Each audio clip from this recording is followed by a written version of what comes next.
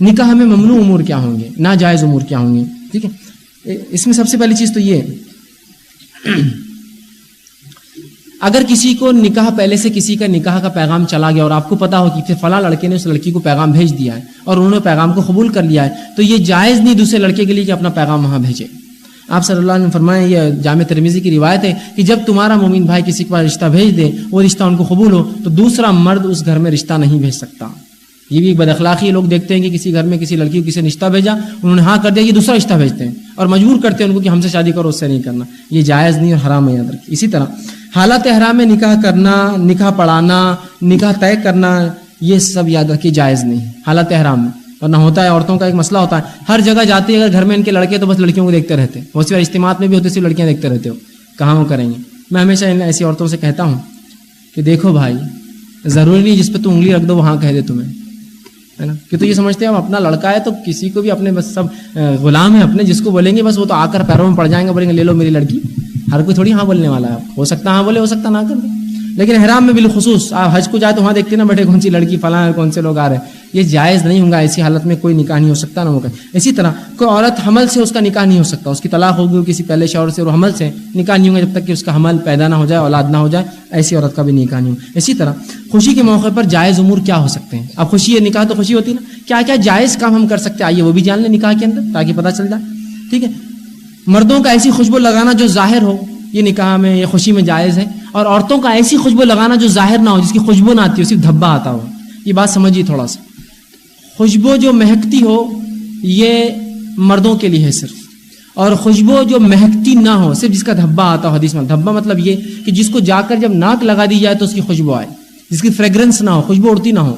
جس کی خوشبو اڑتی ہو وہ خوشبو مردوں کے لیے ہے. جس کی خوشبو ایسی ہو جو جگہ پر بالکل جا کر سونگنے سے پتہ چلے، مطلب کسی کے چلنے سے وہ خوشبو نہ اڑے، کسی ہوا سے وہ خوشبو ٹرانسفر نہ ہو، تو ایسی خوشبو عورتوں کے لیے اور ویسی خوشبو مردوں کے لیے. آج ہم زمانے میں دیکھتے ہیں عورتیں اتنی خوشبو لگاتی ہے کہ جن خوشبو کو لوگ سونگتے ہیں.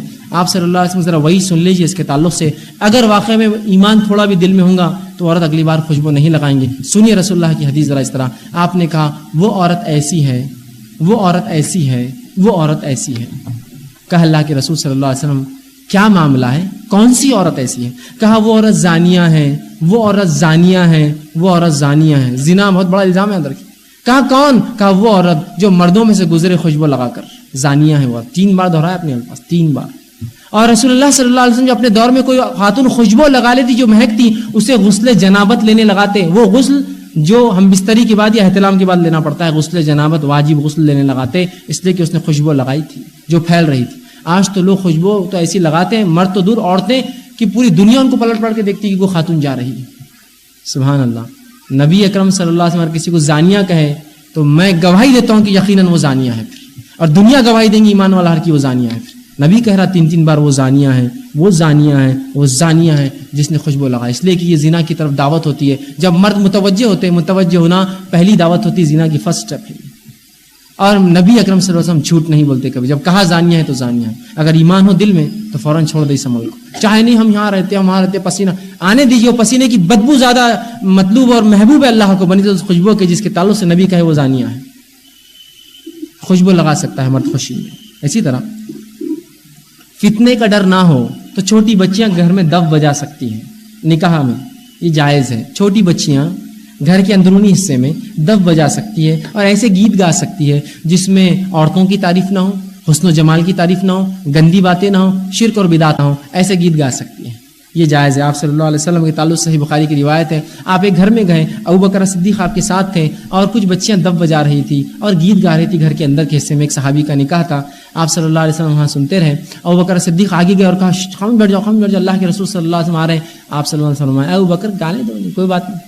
ان لڑکیوں نے دف بجاتے بجاتے ایک بات کہہ دی. جیسی اللہ کے رسول صلی اللہ علیہ وسلم کو دیکھا، دف یاد رکھی ایک ہاتھ سے بجانے والا ایک چیز ہوتی ہے، 2 ہاتھ سے بجانے والا ڈھول نہیں، دف.